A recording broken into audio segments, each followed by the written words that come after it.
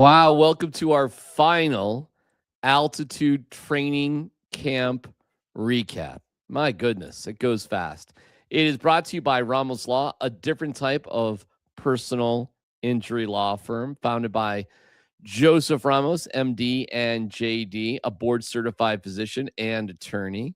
Ramos Law combines medical knowledge with legal expertise to help clients navigate injury and recovery. If you've been injured, Ramos Law can help. What makes us different, makes us better. Visit ramoslaw.com today. Coacher, let's get an assessment of what's going on now. This is funny because you've done some recaps with Tyler Columbus, as has Raj. That's really funny. But check out what happens when Scott Hastings is with Tyler, and all of a sudden, Tyler doesn't look quite as big. All right, we got the Twin Towers here reporting on the final day of training camp for the fans and for us as the media.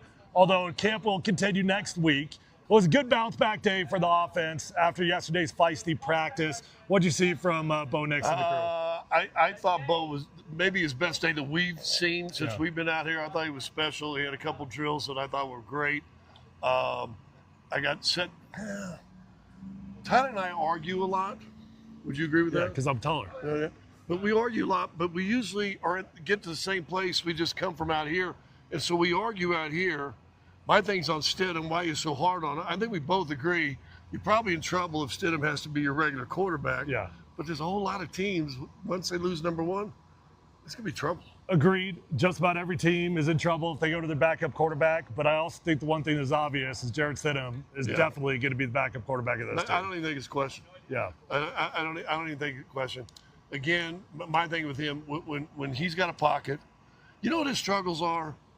It's because he's usually behind the number 2 or number 3 line. And you and I were talking during the show. There's a big drop-off between the starting 5 unit and the next 2 units. It's a big drop-off. Yep. And he's got to handle that as a quarterback. Yeah. Well, right now, Stidham's in control, but there is still time for Sam. That's a wrap for us from training camp. Thanks for hanging out with us. They were doing an interesting period. I think it's kind of cool. So it was move the ball and not move the ball at the same time, meaning it was going to be a series of first downs from, say, the 25-yard line to the other 25-yard line. And so it could be run or pass at any time. So the Broncos ran the ball. Heavy run day today. The Broncos ran the ball like 3 straight times, and then play action, deep pass to Jalen Waddle over Pat Surtain. Touchdown. And that stands out. It's the first time we've seen Waddle really go really full speed in a very competitive situation.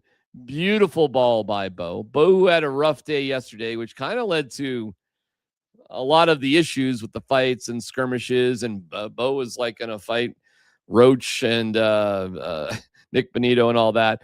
It was calmer today. But this series of plays, taking the ball down the field in weird, but no huddle, by the way. By the way, Mike, no huddle. So we're going first down. We're not huddling. We're going fast. And you really saw where Bo Nix stands out from the crowd and much better than Stidham and Ellinger in similar type of situations. It sounds like there was a tempo emphasis, like not a 2-minute emphasis, but a tempo emphasis, because that's typically what you do. And if you're going to run no huddle, fast tempo offense mixed in a first or second quarter prior to, say outside of the 5-minute mark or, really like before half, what you're trying to do is actually run the football with some easy relief throws on the perimeter, whether it be RPO, whether it be bubbles, whether it be like smoke screens, a lot of people call them. And I still think that's a big positive of Bo Nix's game. And then off of that, you run the ball, with tempo, and then a run action, defense gets lulled to sleep, and boom, all of a sudden you can unload it down the field. I always say, like, you just gnaw on that freaking pin of the grenade. You take that freaking grenade. You got a live grenade. The action has been removed and it's hot. You got to start throwing that bad boy over the wall. And that's what I think that Jalen Waddle changes about this offense. And I saw it in the first couple of days of training camp. It's awesome to hear that, as hard as it was for me to not be there today. the very final day, and we'll get into that later. Sure. It's what Jalen Waddle was brought in to do. He changes the complexity, the dynamics of this offensive unit, because guess what you got to do? You've got to track that individual. Yeah. And you can't just track them even with the best corner on planet Earth. You can't just track him with Pat Surtain II. I mean, Pat could cover him. There's no doubt. But he can't cover him successfully 63 straight plays. Nope. And so when you have that guy that can just truly run the route, create separation over the top, all of a sudden you got to start borrowing a safety. And that safety's going to cheat over. And even if it's a one high safety look, that safety's going to favor number 17 side, Jalen Waddle's jersey. Yeah. And guess who that opens up? Everybody else.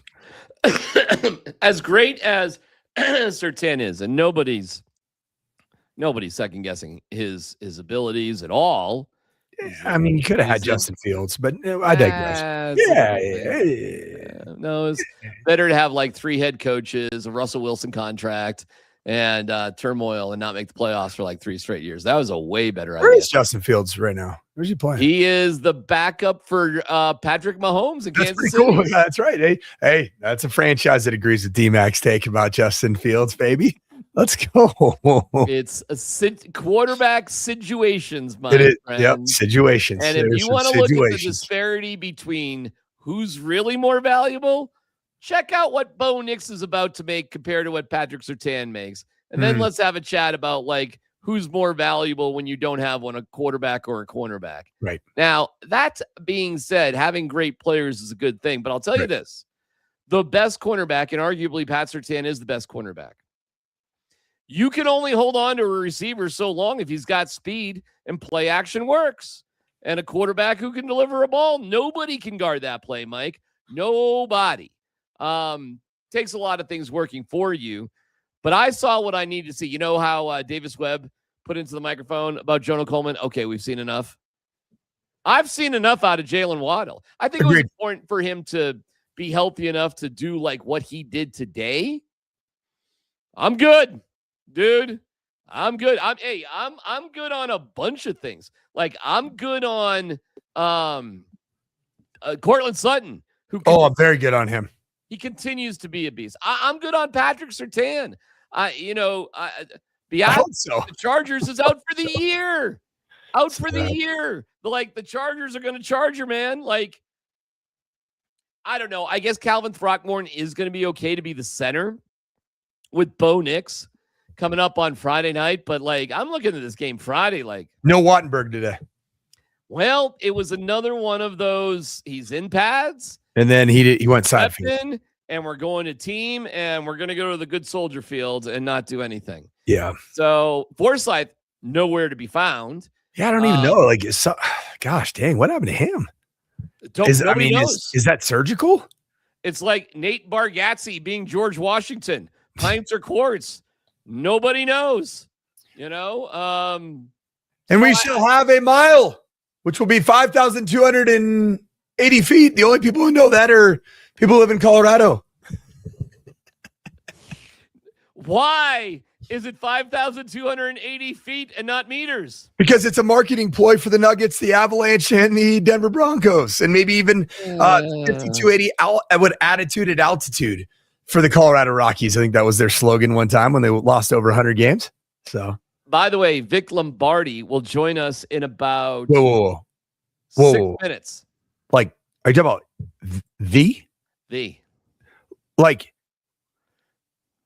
One of the faces of Altitude TV as announced today. They had a big day today, didn't they? Big day. Vic's got a great face for TV. He's got a great face for TV. We will have Vic on to talk about the Peyton Watson deal after 8:15. Let's get through the rest of practice today and camp itself. Overall, Coach, nice bounce back day for Bo Nix. Sounds like it. Bad day yesterday. Good day today. Bad day yesterday, D-Mac. But a good day yesterday for Bo Nix. Explain. Bad day production-wise, a little bit, maybe forced some throws. The interception that led to the melee was absolutely asinine of a throw. I still don't really understand why he threw that football. But guess what he did, man? He showed that he is a certified doig. He is a DOIG doig. And you know what? Everybody took note. He was literally lifting one of the top 12 pass rushers in pro football by the ankle out of a pile. Dog. And that matters. That matters maybe more than the stupid interception he threw. So I thought yesterday, and I said it, man, before I took off and had to take care of some things myself, what I saw from Bo Nix yesterday made me believe it's another box that he just checked in terms of not only being the franchise quarterback, that's already checked, but being the franchise quarterback that everybody universally accepts is like, we got ourselves the guy. We got ourselves a guy. We got today, when it came to the backup quarterback spot, one of the questions we were asking is the backup quarterback for the Broncos not even here? Meaning, is there a better option about to be cut or available or traded for that does not?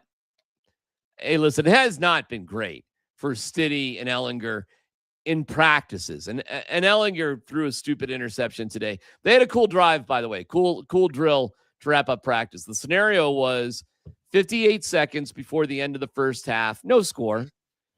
And you got one timeout. You're at your own 25-yard line.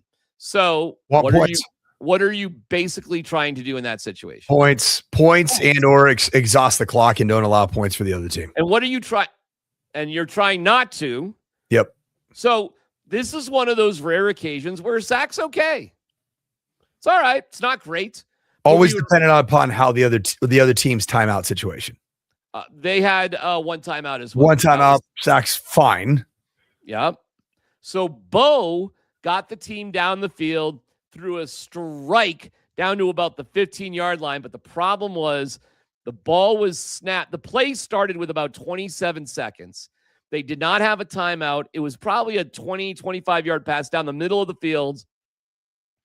And as they were getting the team to the line, he goes to spike the ball, and the referees are like, no bueno, time has run out. It's like, and there's a little discussion and, offense, defense yelling at each other. But it was like that.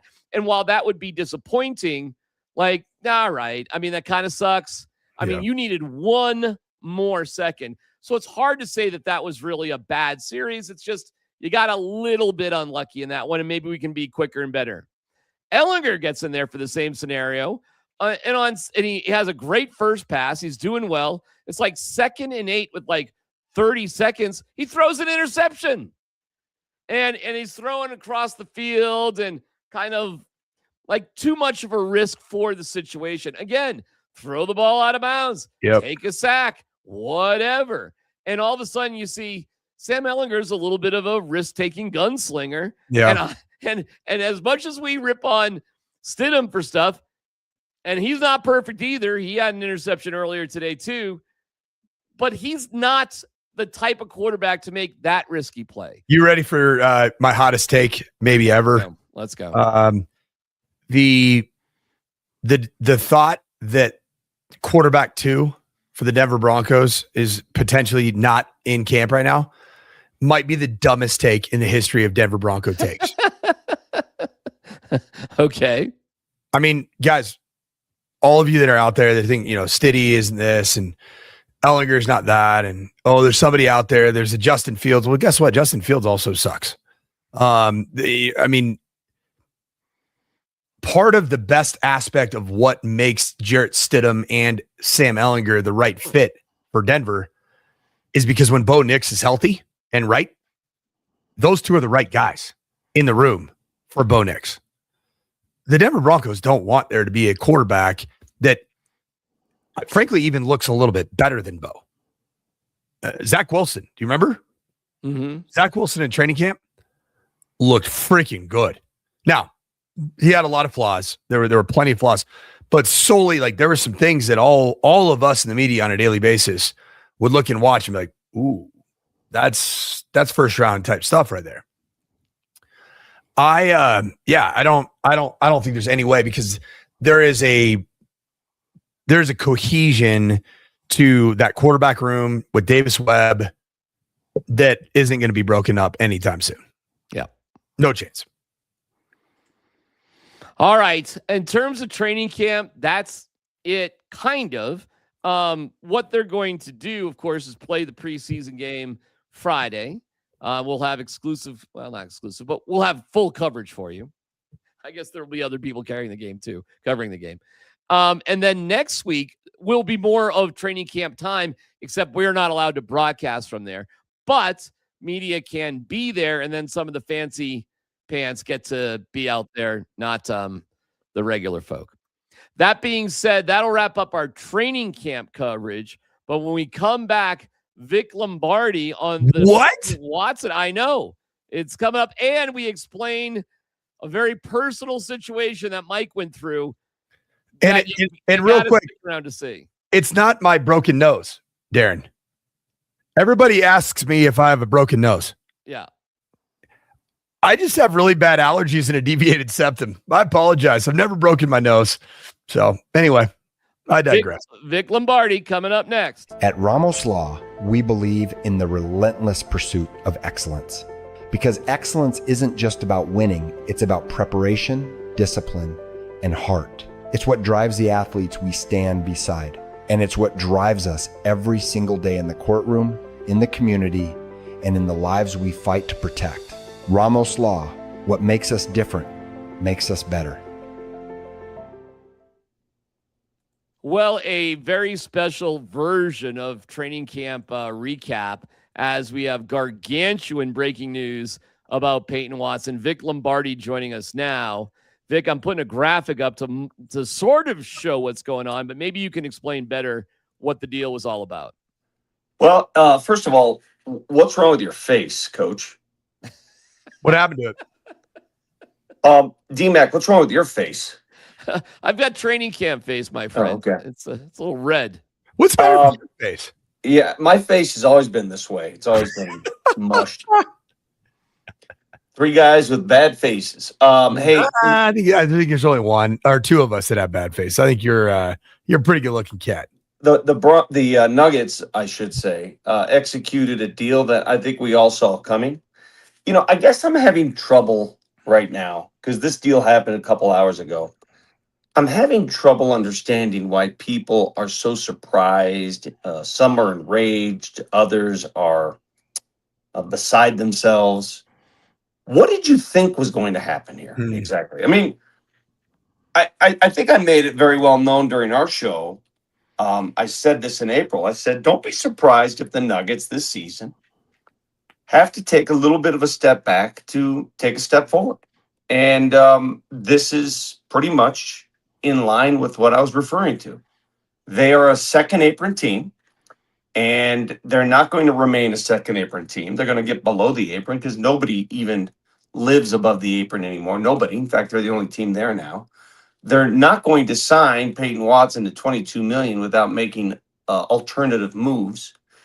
And this was the move they had to make.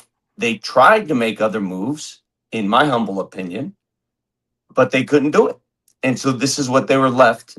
The only way out was to trade away Peyton Watson's contract, the 23-year-old that they drafted in the first round in 2022. They had to give up a draft pick to get him. They developed him. Heck of a player, great young talent. It was their only way out. Let me just give the details here. So, as part of the multi-team deal, Denver will receive an unprotected 2031 Cavs first-round pick, a 2032 Kings second rounder. Watson does sign a 4-year, $88 million deal, which is easily $5 to $7 million more a year than he was going to be offered by the Nuggets. Probably close to that 7, frankly, and maybe even more. So I'm not exactly sure how the Kings come into the mix of this. Also involved is the Clippers, who now get Max Strus, and we remember him from the NBA Finals with the Heat. So good shooter. And now there's a lot of hype that the Nuggets are in hot pursuit of DeRozan. I'm still curious, Vic, from what I can read, they're not under the second apron yet, correct? No, they would have to make another move to sign DeRozan. And now they have the arsenal, the assets, the draft picks to make other moves, which is exactly what this move does. So people are asking, first and foremost, Why didn't they get a player in return? They couldn't get a player. They weren't allowed to take any money back. Why didn't they get under the second apron before making this move? I know for a fact they tried. And I know for a fact that everybody says, why didn't they trade so-and-so? Why didn't they trade this guy? How do you know that? How do you know they didn't try? And how do you know there wasn't a market for so-and-so? There was a market for a 23-year-old Peyton Watson. I don't think there were markets for some of the other guys on this team. And that's being blunt and bold and factual. I still believe that the Nuggets, in some respects, are a little too top-heavy financially. No doubt. And I think we can all agree. But the rest of the league knows that too. And I'm going to ask you right now, for everybody who says, what are they doing? What do you propose they do? Just give me, I'll answer any question. What do you propose they do, if not this? Let's get into that, but let me just get to this question first, because Julian Reese is now a Nugget. From what I'm reading, he's a two-way guy who's been with the Wizards and the Rockets, younger guy, 6'9", 23 years old, undrafted. So I don't know how he got thrown into this mix, Vic. Just one of those financial things. When you're dealing with a 5-way trade, he probably won't be on the team. If he's on the team, he'll be a two-way guy. Yeah, so I don't think it's a fundamental part of the trade. This trade was unearthed because they needed to get rid of Peyton Watson and get something in return for Peyton Watson. Vic sorry, go ahead. So what they get in return is that second-round pick and an unprotected. Now, let it be known, getting an unprotected first-rounder is a valuable asset, much more valuable than a protected first-rounder, because you don't know when those could be used. An unprotected first-rounder will allow you to get off certain contracts, and I don't think they're done yet. In fact, I know they're not done yet. The Nuggets still have a move or two to go. DeRozan? Well, that could be one of them. To go get DeMar DeRozan, though, they would have to make a move beforehand. Because right now, they are in the second apron. And to go get DeMar DeRozan, they have to get rid of a contract first. So, put it this way. Every deal in the NBA, I'll give you examples. The Jaylen Brown deal. Every deal includes draft picks now. Very rarely do you see an NBA contract, an NBA deal that is one player for another player. That doesn't happen as often as you think. One of the teams has to throw in something. When the Nuggets traded Michael Porter Jr. for Cam Johnson, do you remember what they had to throw in to make that deal happen? They had to throw in a first-round pick to make that deal happen. So if the Nuggets want to make an adjoining deal, a supplemental deal here, now they have a couple assets with which to work, something they didn't have before. And the reason that they're in this painted corner right now is because they gave up too many assets over the last 4 years. Vic, is Peyton Watson and the sample size that's available in NBA games and seasons a $22 million annual value player? He is what the market decides he is. If the Nuggets were not financially strapped, they would have signed Peyton Watson and kept him on the roster. There's no doubt about it in my mind. Would he have been a starter? That's another question. I don't know. I don't know where you put him. I don't know if he would start ahead of Cam Johnson or Christian Brown. I don't know. I just know this. He's a valuable asset. He's a great young player. He showed that his potential is unlimited at this point. We don't know where it's going to go. I could also tell you that not playing in the postseason, and you can reason why, also hurt his contract chances here. Yeah. Because if you produce in the postseason, then there's no way the Nuggets are letting him go. No way. So they're looking at a player now where we've seen Peyton Watson for 4 years. We don't know what he does in the playoffs. We don't know because he hasn't played minutes in the playoffs, substantial minutes in the playoffs yet. We're about to find out in Cleveland. From a grading point, ESPN has given the Nuggets a D on this trade. Would you agree? Well, it was a D going into any deal. Deal. Give me a trade scenario in which the Nuggets would have gotten an A. Give me one. Go ahead. Anyone? Give me a trade scenario in which the Nuggets say, "Oh, we got an A." There is. Listen, folks. If you understand that the Nuggets were on one here, and I'll the give rest you of the one. league, I'll go give ahead. you one. I'll give you one. Aaron Gordon, Jamal Murray, and whatever for LeBron James. Well, that first of all, that's a ridiculous deal. Crazy. I wouldn't do that. That's what the hell was that? That's number two. How do you guys know? And listen. I'm speaking out of this is an opinion. This is an opinion here. All right, I'm going to ask everybody listening to this. How do you know the Nuggets haven't tried to deal one of their higher paid players, and team said no? They have. I guarantee you the Denver Nuggets have tested the waters for Jared. Of course they did. Josh Kroenke told us at the end of the season all options are on the table, right? Do you think that the Denver Nuggets really wanted to trade a young player with potential who they can get at a cheaper rate than an older player that's twice as expensive? I just make sense of it for a second. Make sense of it. Think about this for a second. How do you know the Nuggets didn't try to move off some of these other deals? And they couldn't. You know why didn't the Nuggets force Peyton Watson's hand? Just wait it out. He signs the 6.8, restricted contract for a year and becomes a free agent next year. Why not just do that? Well, because you're still in the second apron if you do that. And not only are you in the second apron, you're paying a repeater tax of some $88 million. Okay. And are you let me ask you this question.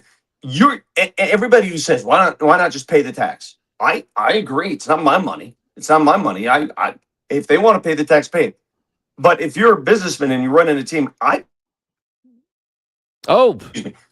you guys got me there? Yeah, we got you, but we can't see you. Okay, sorry. There you go. Sorry. I pay the tax if I know that I've got a team that's going to compete for a championship, bar none. Do you think they know they have that team, or do you think they hope they have that team? That's the question.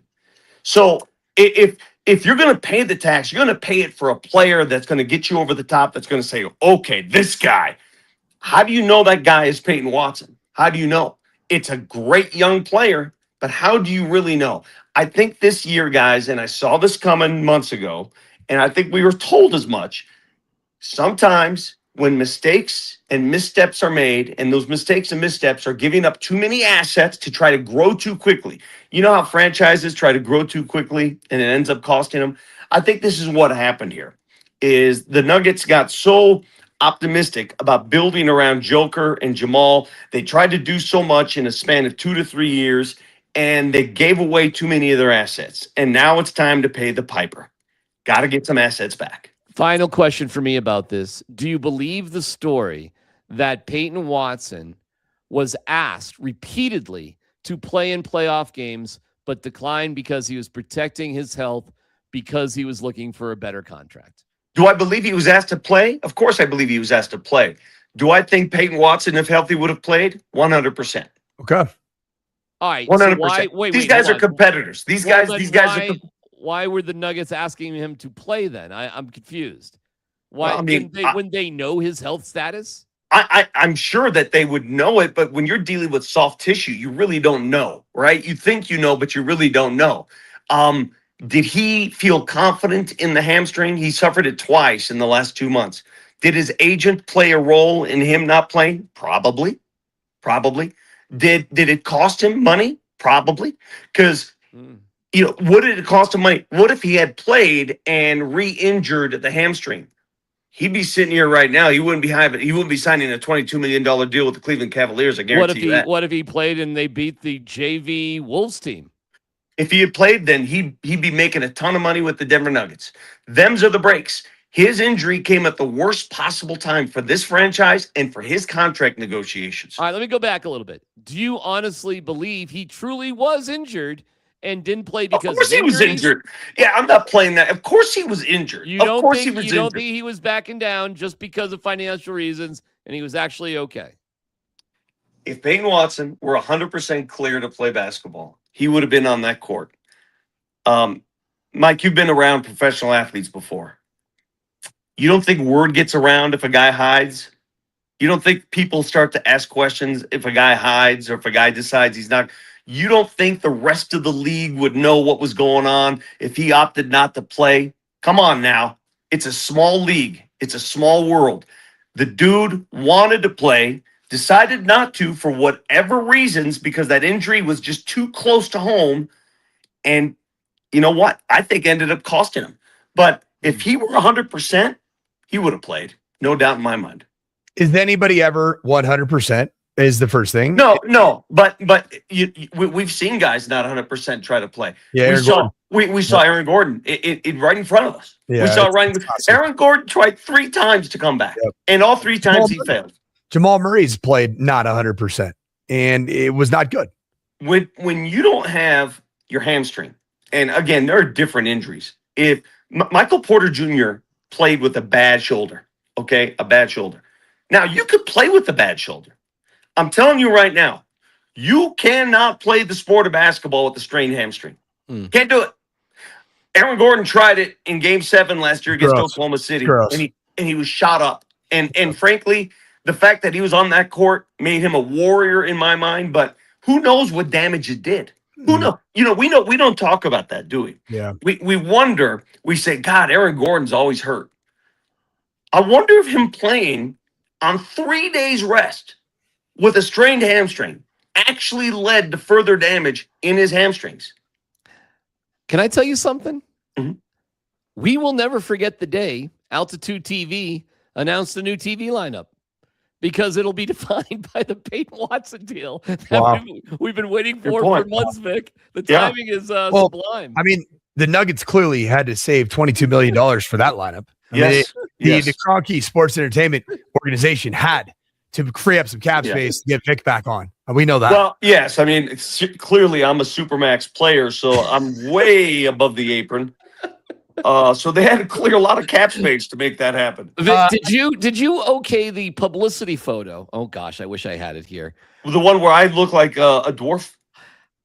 It's a rough photo, and you're a handsome guy. Yeah. D-Mac, let me just run through the lineup for you. Because as soon as the photo was snapped, I said, oh, jeez. Jason Richardson is 6'6".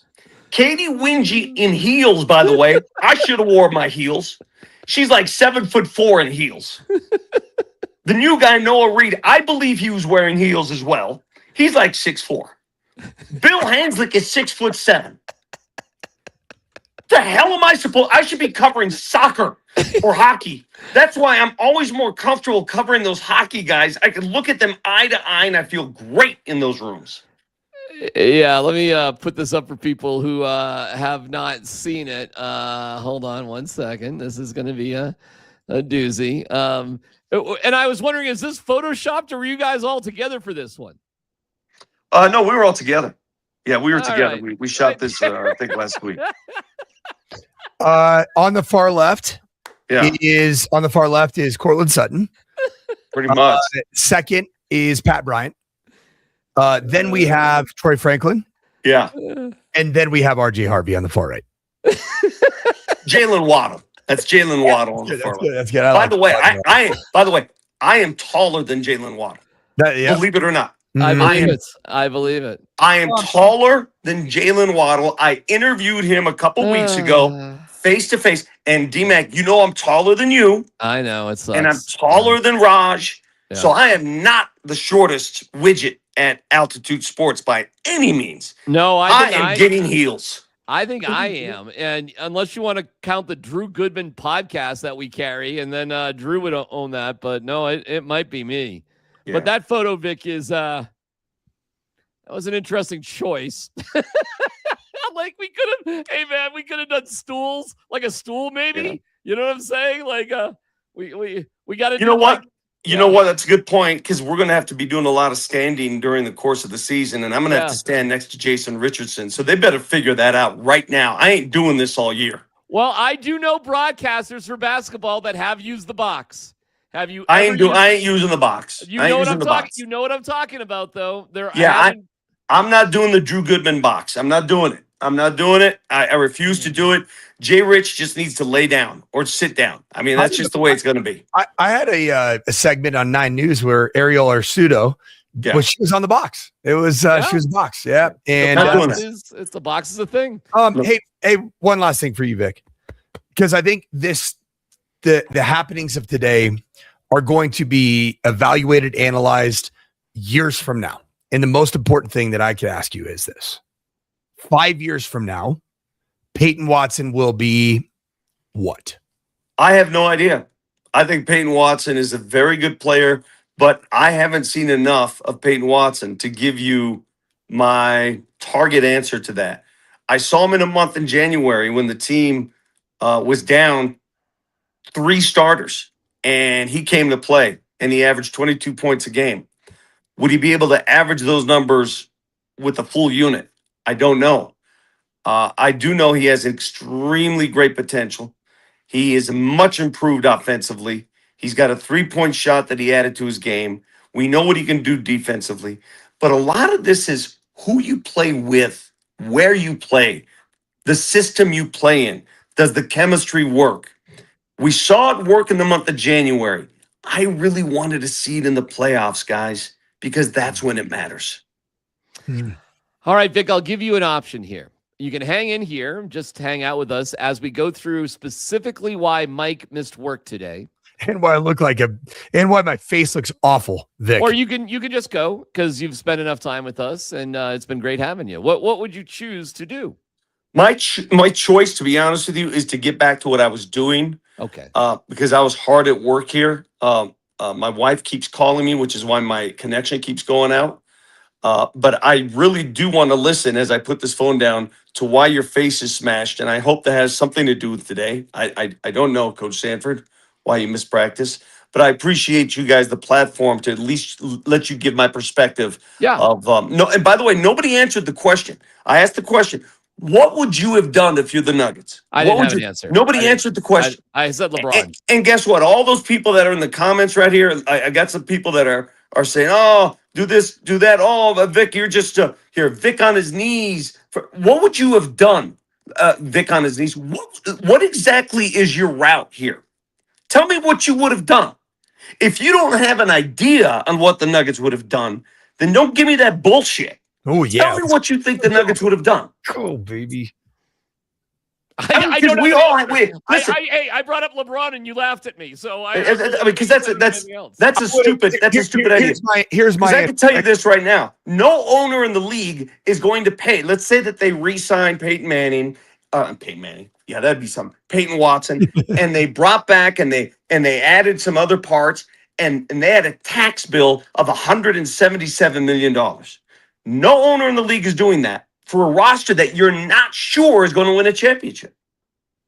Vic, this is what I would have done this. No. You had a shooting guard, a scorer that had his best regular season and eclipsed a mark of being an NBA All-Star for the first time alongside Nikola Jokic. I saw what I saw in the postseason. Yeah. I think there was enough juice out there to move on from Jamal Murray and pick up assets for him. How do you know they didn't try? I think they did. I probably would have taken less than maybe they were willing to take. Okay, Coach, and let me turn that around. Without and being totally respectful to the player, it's a $250 million contract. Mm-hmm. How many teams out there on a 30-year-old, soon to be 31-year-old player are willing to take on $250 million in a supermax deal, assuredly make space for that player, with nothing in return, just taking the hope that that player will play for them to value that contract? Okay. How many teams out there would do that? Vic, where's your family heritage from? Seriously? The old country. Okay, what cool country? Italy. So you have some pride in your Italian roots, am I right? Yes. That would be called in some places nationalism, right? Sure. Where is? So you think Toronto? Toronto would have done that? I think Toronto would have done it. I do. So you know what Toronto did instead? They threw money at Kawhi Leonard, right? Because they believe Kawhi Leonard will give them a better opportunity. Yeah, but Kawhi Leonard believes in Daktronics and tree companies. I'm just telling you, Listen, the market speaks for itself. Remember that. When everybody says, "Why didn't they do this?" You don't think they tried to trade They did. Jamal? You don't think they tried to trade Aaron Gordon? You don't think they put out feelers on some of the other players? You don't think that those conversations were had? Of course they were had. The problem is sometimes we value the players more than the rest of the league. The league knew where the Nuggets were at. They're in a bind with the salary cap stuff. In a bind. You think they were going to bend over backwards and give the Nuggets what they wanted? Hell no. Nobody's going to do the Nuggets any favors. All right, Vic. Here we are. I'm glad you said you had to go, and then you spent another 8 minutes on the. Because on the show. That was our fault. That was my fault. Because it always bothers me in this radio. Well, we're doing digital now in this format. When and I'll be the first to tell you, the missteps that occurred in years past was giving up your assets, and that's why the Nuggets are here. Because had they assigned assets, they could have dealt those players I just mentioned. You know, even like when Jaylen Brown and Paul George were dealt for one another, there was a bunch of picks involved in those deals. Picks. The Nuggets didn't have picks to get involved. And that's the mistake. That's how they're here. And that's why they had to do what they did today. On tomorrow morning with Kaner and Moj. Back at work, boys. Back at work. We missed you. We love you, and we miss Thanks, you. guys. And you got something to talk about. Ain't no doubt about it. Yeah. Thank you, Vic. We'll let you go, and we'll get into why Coacher is with us today, or was not with us today. But it's a very, very good reason. Should I just show the play first, or should I show the hospital first? Let's go hospital. Hospital first. Okay. All right, fine. This is the photo that literally broke my heart when you sent it out last night. Oh gosh. This killed me right here. There is proof of concept of a phrase that I've been using all offseason. Football hurts. Oh man. And that right there, if you can see, is a left arm that is mangled. Oh. That is a broken wrist. Oh.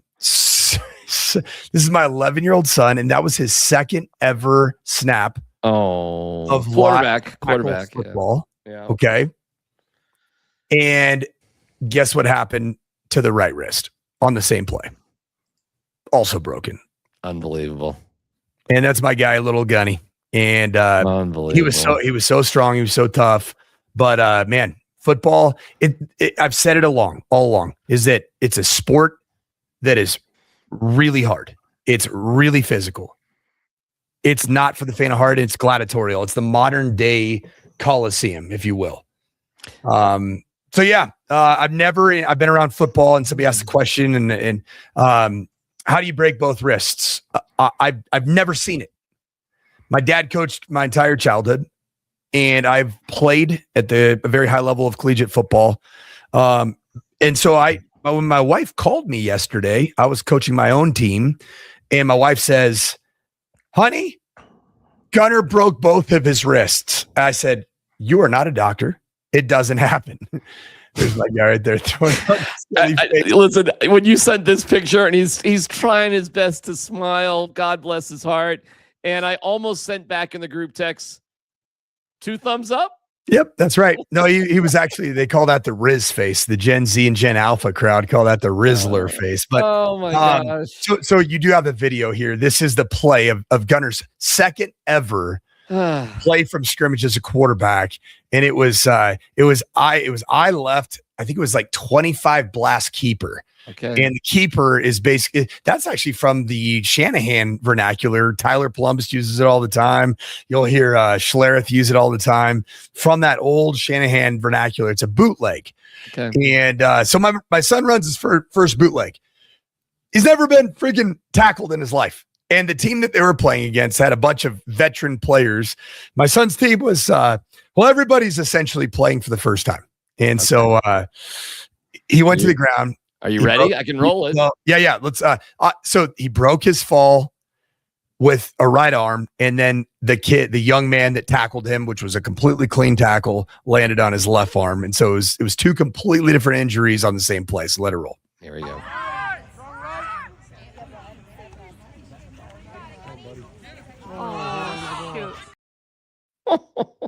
I'll roll it one more time because it happened so fast.